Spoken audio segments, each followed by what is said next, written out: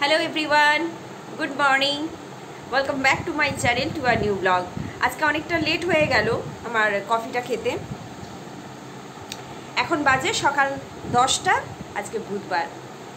আশা করছি সবারই এই ডিজাস্টারের পর কারেন্ট বা যা যা প্রবলেমগুলো ছিল সেগুলো সর্ট আউট হয়ে গেছে। যদিও রেমাল যেরকমভাবে বলেছিল ক্ষয়ক্ষতি করবে, আমাদের এই দিকটায় অ্যাটলিস্ট সেটা করেনি। সো আই হোপ প্রত্যেকে খুব ভালো আছেন। চলুন আজকের ব্লগটা শুরু করছি। যদি ভালো লাগে আজকের ব্লগ তাহলে অবশ্যই চ্যানেলটাকে সাবস্ক্রাইব করবেন, সঙ্গে থাকবেন। আর কে কোথা থেকে দেখছেন, কেমন আছেন আপনারা, এই ডিজাস্টারের পরে সবাই ঠিক আছেন কিনা একটু শেয়ার করবেন। এই রেমালের এফেক্ট এখানে তো কোনো কিছুই পড়লো না, উল্টে একটা বিচ্ছিরি ভ্যাপসা গরমের সৃষ্টি হয়েছে কাল থেকে।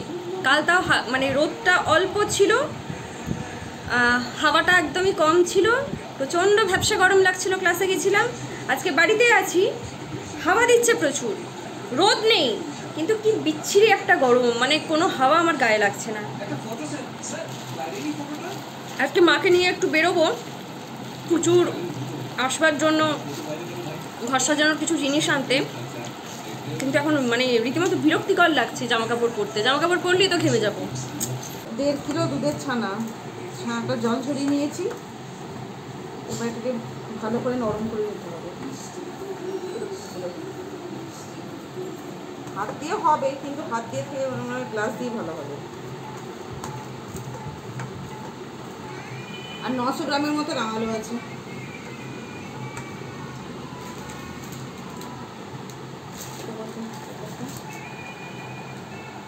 দেখো 200 গ্রাম সুজি।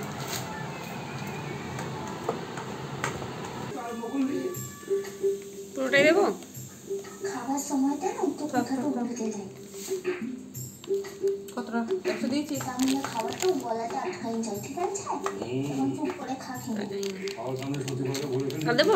হাফটা দিয়েছিস তো? হাফের বেশি।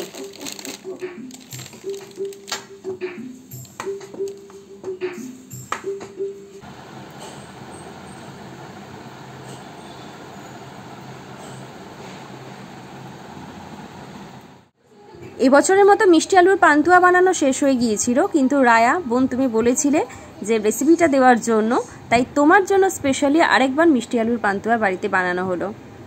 তো যদি তোমার ভালো লাগে তাহলে কিন্তু অবশ্যই তুমি কমেন্ট করো, বাড়িতে বানিও, কেমন হয়েছে অবশ্যই কিন্তু বলো। মা শেয়ার করে দিয়েছে কতটা কি পরিমাণ লাগবে, তাই আশা করছি খুব একটা বানাতে তোমাদের অসুবিধে হবে না।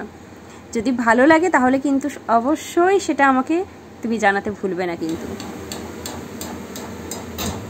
ওই রুটি না দিয়ে একটু কম করে, 2 বোতলে একটু কম করে ভাজবি।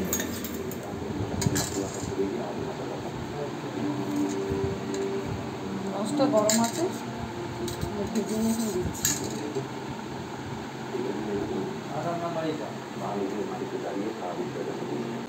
আজকের দুপুরের মেনু হচ্ছে পুর ভরা উচ্ছে, এটার রেসিপি অন্য কখনো দেওয়া হবে।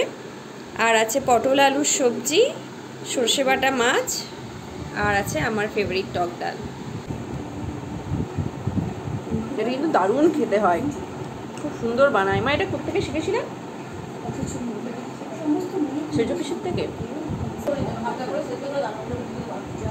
আচ্ছা,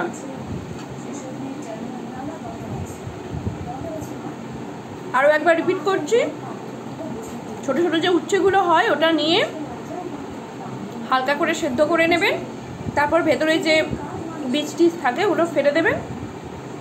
আফটার দ্যাট আদা পেঁয়াজ রসুন পেস্ট বানিয়ে নিয়ে ওর মধ্যে জিরে গুঁড়ো, ধনে গুঁড়ো আর লঙ্কা গুঁড়ো ভালো করে ওটাকে মিক্সড করে নেবেন।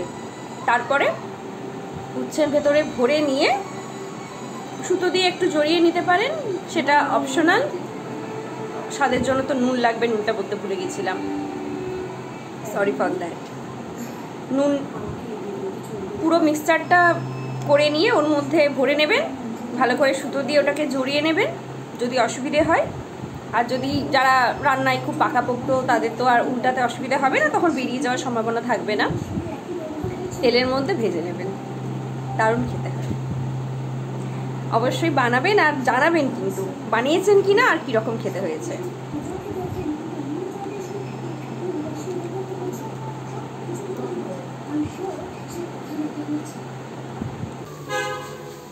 বেরোনোর টার্গেট ছিল দুপুর, তারপর সেটা হলো বিকেল।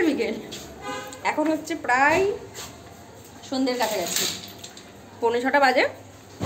গাড়ি পেয়ে পৌঁছাতে 6টা, এই 6:30। রাত্রি 9টা, এই জাস্ট বাড়ি ঢুকেছি। পুজো শোনার জন্য যা যা মোটামুটি কেনার ছিল, মায়েরও টুকিটাকি যা কেনার ছিল সব কিনে, একটু মা মিষ্টি কিনলো লেকমলের পাশেই যে সেন মহাশয় আছে ওখান থেকে। তারপরে কি বাজে একটা এক্সপিরিয়েন্স হয়েছে, মানে পুজো শোনার জিনিস কিনতে যাওয়ার আজকের দিনটা সুন্দরভাবে মনে থাকবে। একে তো আজকে হাওয়া দিচ্ছে, কোনো হাওয়া গায়ে লাগছে না, এমন একটা বিচ্ছিরি, সেই ভাদ্র মাসে যেরকম পচা গরম পড়ে সেরকম একটা পচা গরম সকাল থেকেই আছে। তার উপর শনিবার যেহেতু এখানে ভোট, শেষ মুহূর্তের প্রচার, মানে আমার খেয়াল ছিল না যে এই সমস্ত রোদ গরমের জন্য প্রচারটা বিকেলের দিকে হবে। আমি এমনিতেও মাকে বলেছিলাম যে আমরা দুপুর বিকেল বেরিয়ে তাড়াতাড়ি ফিরে আসবো, যেহেতু আমি ওই বিকেল 5টার পরের অফিস টাইমটাকে একটু মানে ইয়ে করতে চাই, মানে এড়িয়ে চলতে চাই। তো সামহাও হয়নি। যাওয়ার সময় তো জ্যাম ছিল, বাদই দিলাম, তাও মোটামুটি স্ট্রেট ওয়েতেই গেছি, একটু সময় লেগেছে হয়তো। ফেরার সময় আমাদের 7:30 ওই পৌঁছেছে, ধরুন 6:45 7টার দিকে, আধা ঘন্টার মধ্যে আমাদের কেনা কমপ্লিট হয়ে গেছে। লেকমল, লেক মার্কেট, উল্টো দিকের দেশপ্রিয়ের একটু আগে অবধি কয়েকটা জিনিসপত্র যা যা কেনা ছিল সমস্ত কিনে টিনে নিয়ে এবার দেখি হঠাৎ করে শুধু অটো প্রাইভেট কার, কোনো বাস নেই। ভাগ্যিস আমি বুদ্ধি করে ওয়েট করিনি। বাসে পরে শুনলাম যে দেশপ্রিয় থেকে সমস্ত বাসগুলোকে ঘুরিয়ে দিচ্ছে। যাকে হাজরা বলছি, রাসবেরির ওখানে হাজরার দিকে রুটটা বন্ধ, যাওয়ার সময় দেখে গেছি। তো রাসবেরি মোড়েই চলে এলাম। ওখান থেকে আমি জানি যে অনেকগুলোই বাসের অপশন পাবো, যেহেতু আমি দেখেছি হাজরার দিকে রুটটা বন্ধ আছে। তো আমি জানি যে কোনো বাসকে ফিরতে হলে এই রুটটাই আমাদের ধরতে হবে। চেপেছি মনে হয় বাসে 7:30টার দিকে, 7:30 কি 7:35 দিকে চেপেছি। এইটুকু রাস্তা আমরা থানাতে এসে নামলাম, বেহালা থানাতে 8:30টার সময়। পুরো 1 ঘন্টা বাসে দাঁড়িয়ে। বাস চললে বাসে দাঁড়িয়ে থাকা ভালো লাগে, কারণ হাওয়াটা আসে। একটা করে সিগন্যালে কম করে 5 থেকে 7 মিনিটটাও কম। আর সিগন্যালে যদি বাস দাঁড়িয়ে থাকে, এই এক্সপিরিয়েন্স যাদের আছে তারা জানেন, 5 মিনিটটাও যেন মনে হয় মানে 50 মিনিটের সমান। টালিগঞ্জ ফাঁড়ির সিগন্যালে তো মোটামুটি দাঁড়িয়েছিলাম মিনিমাম 15 মিনিট, 15 থেকে 20 মিনিট। এমনিতেই ওই সিগন্যালটা এমনিতেই হোল্ড করায়। উফ, খুব বাজে একটা এক্সপিরিয়েন্স। মাকে বললাম এসে আর ভাতটা রান্না করতে হবে না, একটু রয়ে বসে বাবার জন্য পরে করবে। নেমে আমরা মা মেয়ে, মানে কদিন ধরেই খুব রোল খেতে ইচ্ছে করছিল, কিন্তু আজকে গরমের মধ্যেও পাচ্ছি না, রোল কিনেই নিয়ে এসেছি যাতে মায়ের রাতে রান্নার প্রেশারটা কম থাকে। আবার ওই রোল কিনে বাকি রাস্তাটাও হাঁটতে হলো, মানে পা দুটোতে আর কিছু নেই আজকে। কালকে আবার বেরোনো, মানে খুব বাজে একটা এক্সপিরিয়েন্স হয়েছে আজকে। একদম খেয়াল ছিল না, তাহলে শুক্রবার দিন বেরোতাম, যেহেতু 24 আওয়ার্স আগে ইয়েটা প্রচারটা বন্ধ হয়ে যায়। খেয়াল ছিল না, কি আর করা যাবে। যতটুকু দুর্ভোগ হওয়ার ছিল, পুজো শোনার জিনিস কিনতে গিয়ে একটু দুর্ভোগ ভোগ করতে হলো। তো ঠিক আছে, পুজো শোনার জন্য সবই করে ফেলা যায়। রোলটা নিয়ে এসে ভাবলাম যে আজকে তো আর নিচে হাঁটতে যাওয়ার মতো আমার শক্তি নেই, তাহলে রোলটা খেয়ে নিয়ে একটু আমার কাজকর্ম আছে সেগুলো নিয়ে বসবো। ওয়াশরুমে গেলাম ফ্রেশ হতে, একজন এসে দিদি আছে ওয়াশরুম থেকে শুনতে পাচ্ছি খোঁজ করছে। তো সে গল্প করে সবেমাত্র গেল, আবার নতুন করে গরম করে নিয়ে মার মেয়ে খেতে এলাম। মা চলে এসো, আবার ঠান্ডা হয়ে যাবে, পড়ে গেল।